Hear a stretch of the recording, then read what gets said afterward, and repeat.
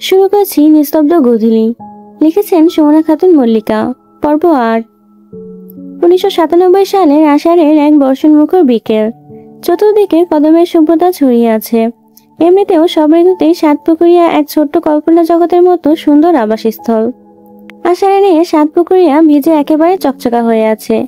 আকাশে মন বিষণ্ণ, মাঝে মাঝে কেঁদে ফেলে হুট করে, কখনো গুড়ি গুড়ি, কখনো ঢল। তাহেরা, শিমুল, চারু আর শালুককে নিয়ে গেছে আলিফ লায়লা দেখতে। আলতাবানু লোভ সামলাতে পারেনি, তিনিও গেছেন। কড়া করে আদেশ দিয়ে গেছেন ডলি আর মজনুকে। ডলি আজ তার কাজ ঠিক করে করছে। বকুল বারান্দায় চকিতে বসে পড়ছে। ডলি আপা শুকনো জামা কাপড় ভাঁজ করছে। চম্পা কাকিরা এখনো আসেননি, কাল আসবেন। ঝিরিঝিরি করে বৃষ্টি হচ্ছে, আকাশ মেঘাচ্ছন্ন, থেকে থেকে বাস ডাকছে। বকুলের পছন্দের মৌসুম বর্ষা। কখনো এমন মনে হয়নি, কিন্তু আজ কেন যেন তার মনের ভেতর কু গাইছে। আল্লাহর নাম নিয়ে সব চিন্তা ভুলে পড়ায় মন দিচ্ছে। হঠাৎ করে আকাশ ভেঙে জোরে বৃষ্টি পড়া শুরু হলো। বকুলের মনটা কেমন খচখচ করছে। সে ডলিকে বলল তার কাছে গিয়ে বসতে। এমন সময় বৃষ্টির মধ্যে কারো জোরে চিৎকারের আওয়াজ পাওয়া গেল।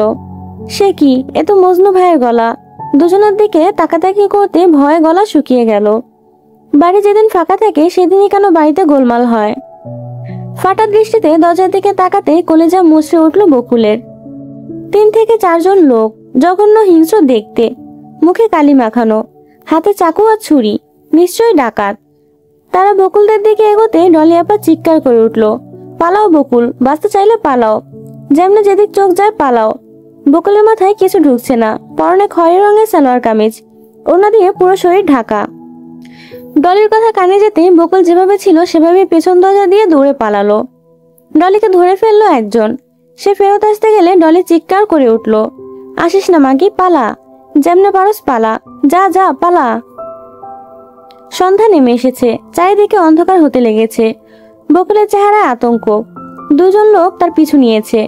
আলতাবানুরা যে বাড়িতে গেছেন তারা উল্টো রাস্তায় পালিয়েছে। বকুল চন্দ্রবিলের পা দিয়ে দৌড়ে প্রাণপণে ছুটছে। বকুলের থেকে ডাকাতগুলোর দূরত্ব অল্প কিছুটা। সে দৌড়াতে দৌড়াতে চন্দ্রবিলের প্রায় শেষ প্রান্তে এসে পৌঁছতে শক্তপোক্ত সুঠামদেহী জাহিদের সাথে তার কঠিনভাবে ধাক্কা লেগে যায়। জাহিদ তাকে আগলে ধরে। বকুল সোজা হয়ে দাঁড়িয়ে হাঁপাতে হাঁপাতে কান্না ভেজা কণ্ঠে বলল, বাঁচান, বাঁচান আমাকে, ডাকাত, বাঁচান, সাহায্য করুন। ততক্ষণে লোক দুটো অনেকটা কাছে চলে এসেছে। জাহিদ সেটা দেখে বকুলের হাত ধরে টেনে ছুটতে শুরু করলো। আবার উল্টো পথ।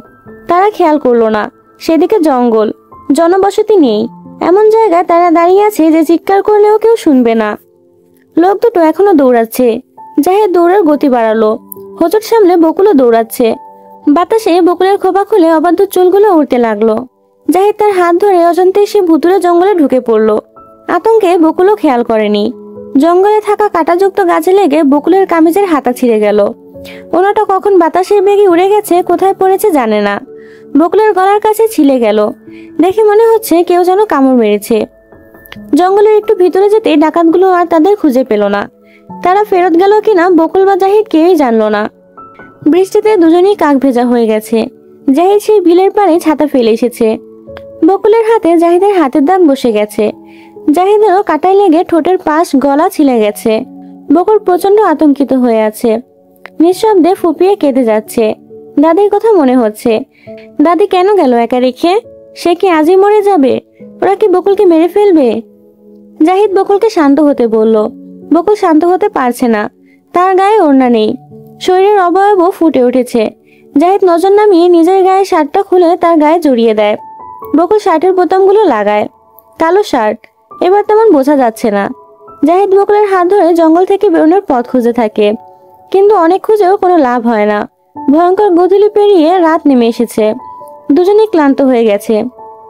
বকুলের পা ছিলে গেছে। খালি পায়ে দৌড়েছিল প্রাণ বাঁচাতে। বকুলের মাথা ঘুরছে। হঠাৎ বকুল মাথা ঘুরে পড়ে যায়। জাহিদ তাকে পাজাগুলো তুলে বিরক্তি নিয়ে বলে, বালের বাল আমার, বালটা জ্ঞান হারানোর আর সময় পাইল না। এখনই সেটা ভাঙ্গা অজ্ঞান হতে হবে। এখন কোন দিকে যাব? একটু পর জাহিদ আর হাঁটতে পারছে না। তার পা ছিলে গেছে। বকুলকে দেখে বোঝা যায় তার যথেষ্ট ওজন আছে। জাহিদের ওজন তোলার অভ্যাস আছে। একটু দূরে গিয়ে সে বকুলকে কোল থেকে নামিয়ে তার পাশে বসলো। বকুলের মাথা জাহিদের ঘায়ের সাথে আটকে রইল।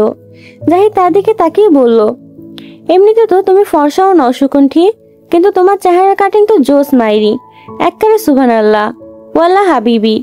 এতই নাকি শক্ত মনস্কের দাদির মতো, একটুতেই ঠ্যাঙ্গা মার অজ্ঞান হয়ে গেলে?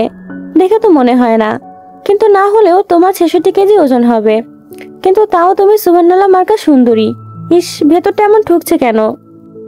ছোট বাচ্চাদের মতো বকুলের জামার উপর পড়ে থাকা হাতের পাশে নিজের হাত ধরে বলল, ইস, তুমি শ্যামলা হয়েও আমার থেকে উজ্জ্বল। হিংসা ভাই, হিংসা, বাড়া মার্কা হিংসা। আর অদ্ভুত তো, আমার এমন কেন লাগছে? কেমন অস্থির অস্থির লাগছে। ধাত বাল। অন্ধকারেও দেখা যাচ্ছে জোনাকির আলো দিয়ে ভরে তুলেছে। মেঘের মধ্যে চাঁদ উকি দিচ্ছে আবার ডুব দিচ্ছে। পেছনে একটা বড়সড় গাছ, গাছে হেলান দেওয়া দুজন। জাহিদের মাথা ঠেকে আছে গাছের সাথে, বকুলের মাথা তার বাঁ হাতে ঠেকে আছে হেলান দেওয়ার মতো করে। জাহিদ এবার ঘাড় বাঁকিয়ে বকুলের দিকে তাকালো। সে এখনো অজ্ঞান, চুলগুলো এলোমেলো ঘষা মাজা। জোনাকির আলোয় বকুলের মায়া ভরা মুখটা জাহিদের বুকে তুফান তুলে দিল। জাহিদ মনে মনে উপলব্ধি করলো, না, সে সত্যি বকুলকে নিজের অজান্তে ভালোবেসে ফেলেছে। বকুলের মাথার সাথে মাথা ঠেকিয়ে জাহিদও ক্লান্তির ঠেলায় ঘুমিয়ে পড়ল। প্রায় ভোরের দিকে জাহিদের চোখ খুলতে দেখলো সামনে অনেক লোকের ভিড়, তাও 20-25 জন। সাথে চম্পা আর বিনয় কাকাও আছে। ফাটা দৃষ্টিতে সেদিকে নিষ্পলক তাকিয়ে আছে তারা। পাড়ার লোকেরা নানান বাজে কথা বলা শুরু করেছে। বিনয়বাবু জাহিদকে উদ্দেশ্য করে বললেন, তুমি এরম কাজ করবা আমি ধারণাও করতে পারিনি। শেষমেশ আমার মাইয়া।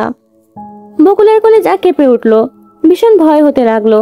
জাহিদ চোখ কষলে সোজা হয়ে উঠে দাঁড়িয়ে বলল, লে দে লারা চিনি ছাড়া, আমি আবার কি করলাম কাকা?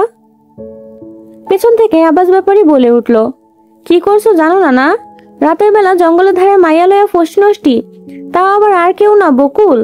আগেই জানতাম মেলা শয়তানি মনে মনে, এর লাগে কারো লাগে মিশে না, দূরে দূরে থাহে, বেলাস বেহাইয়া মিয়াসিরি।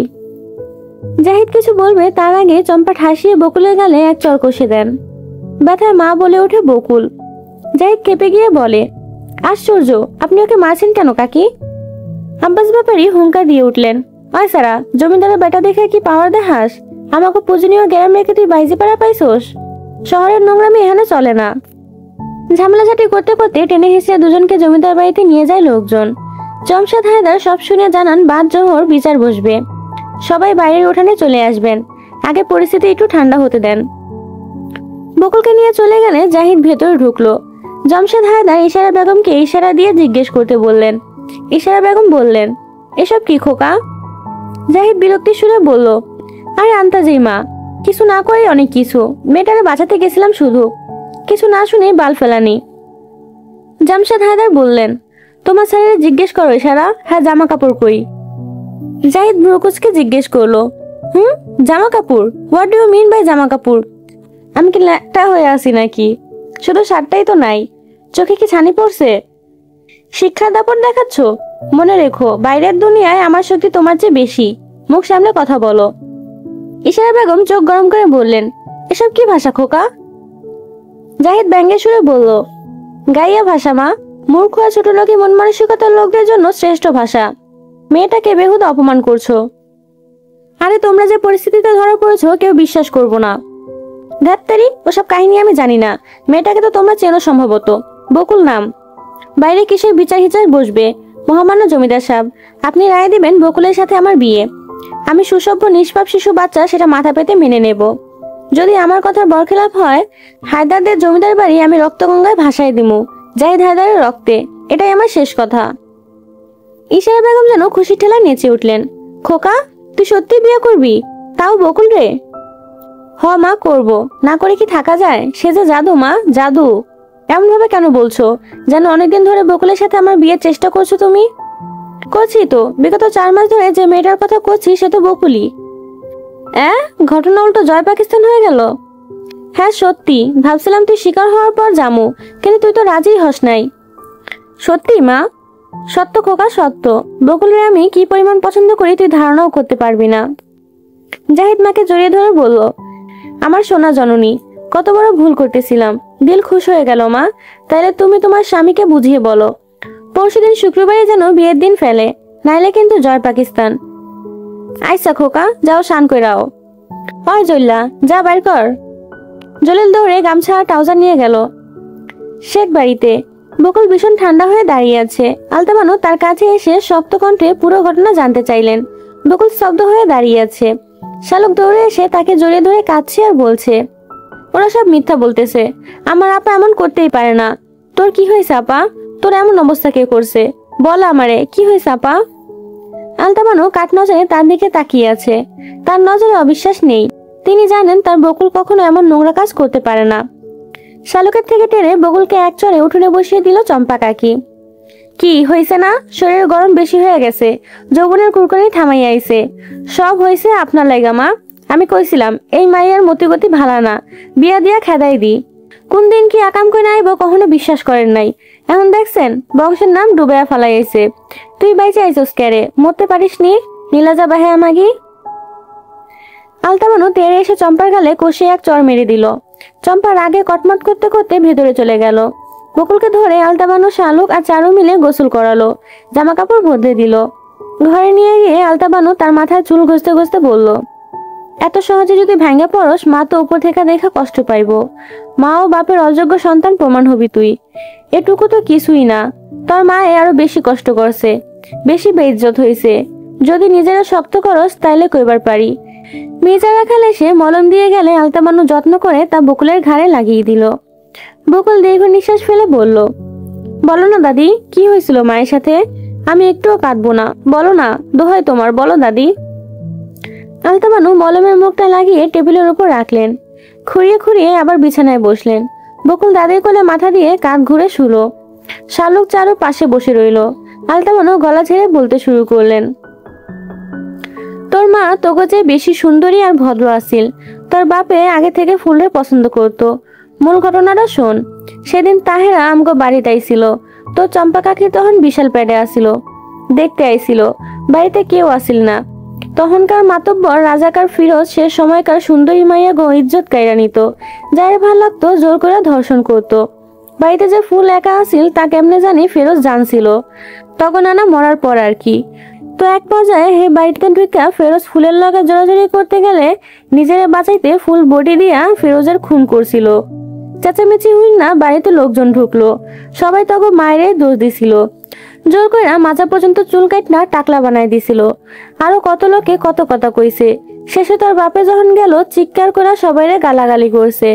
আমার বাহার 3টা খুন করছিল। যে ফুলের মুখে কালি মাহাইছিল, যে চুল কাটছিল, আর যে মিথ্যা রটাইছিল। দিয়া হয় আমারে কইছিল পুরো ঘটনা। তখন আমিও কইছি সেরা বিয়া দিলে ফুলের লগেই দিমু। অনেক রকম কথা কইছে লোকে, বহুত। কতজনে আমারে ভাঙ্গাইছে। কোনজন তো কইছে তার বাপ মায়ের অবৈধ সম্পর্ক ছিল আর ফুল বুঝেন গর্ভবতী, হ্যাঁ লাগে আমি বিয়ে দিছি।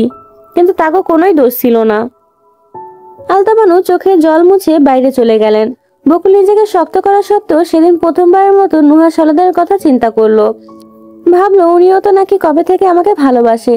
তবে বাবার মতো কি সেও আসবে? এমনটা কি হতে পারে না? না না, আমি এসব কি ভাবছি? কলঙ্কা লাগা মেয়েকে কেনই বা নিজের ছেলের সাথে বিয়ে দেবেন তার পরিবার? সবাই তো আমার দাদি নয়। কাকি বোধহয় ঠিকই বলে। আমার জন্য বাঁচাতে আসা ওই মানুষটাকেও অপমানিত হতে হলো। দু চোখের জল মুছে বকুল শক্ত হয়ে বসে রইল।